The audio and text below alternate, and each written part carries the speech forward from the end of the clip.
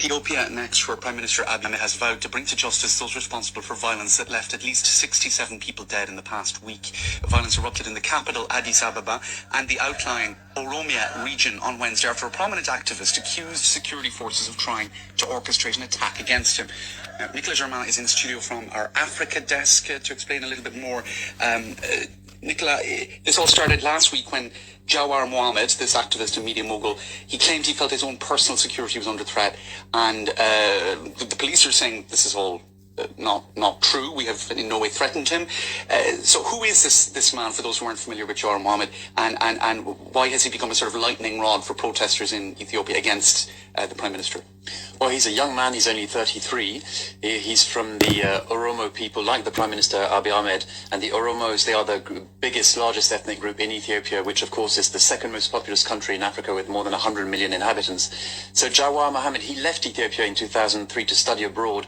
And quite quickly, he became one of the most popular opposition politicians in exile. In Minneapolis, he created a media called the Oromia Media Network.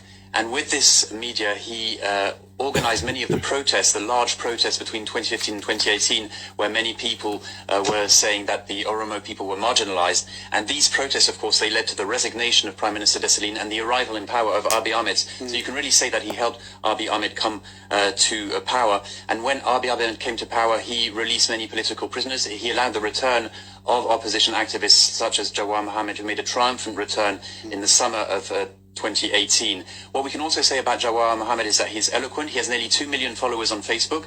He's described as a hard-working man and a disciplined man, but his detractors, they say that he's a populist. Now, Prime Minister Abiy Ahmed, he's an excellent reputation internationally. He's just won the Nobel Peace Prize for forging a peace deal with neighbouring Eritrea. But this conflict with minorities in Oromia, it risks overshadowing all of that. Why has the relationship soured to such an extent then between Ahmed and Jawar Mohammed, this activist figure?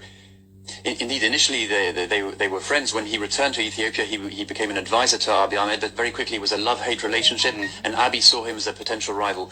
But the main difference politically between the two men is that Jawar is what they call an ethno-nationalist. His priority is for more political and cultural autonomy for the Oromo people, whereas Abiy Ahmed doesn't want to talk about ethnic politics. He's interested in Ethiopia as a nation. But the paradox is that because of his reforms, Abiy Ahmed's reforms, there is now greater freedom of speech, and this has led to a rise in ethnic tensions. We saw it last week, 67 people killed in Oromia. Amnesty International says that there have been dozens of arrests in Oromia, so the tensions are real.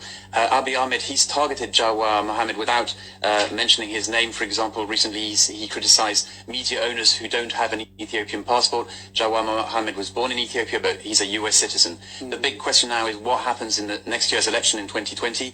Abiy Ahmed is a likely candidate, but will Jawar Mohammed be a candidate? He said he doesn't exclude this, and if he is a candidate, this would be a real political blow for his former friend Abiy Ahmed. Nicola Germain, thanks for that update on the situation in Ethiopia.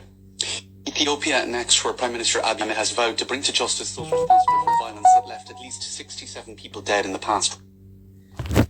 Yeah,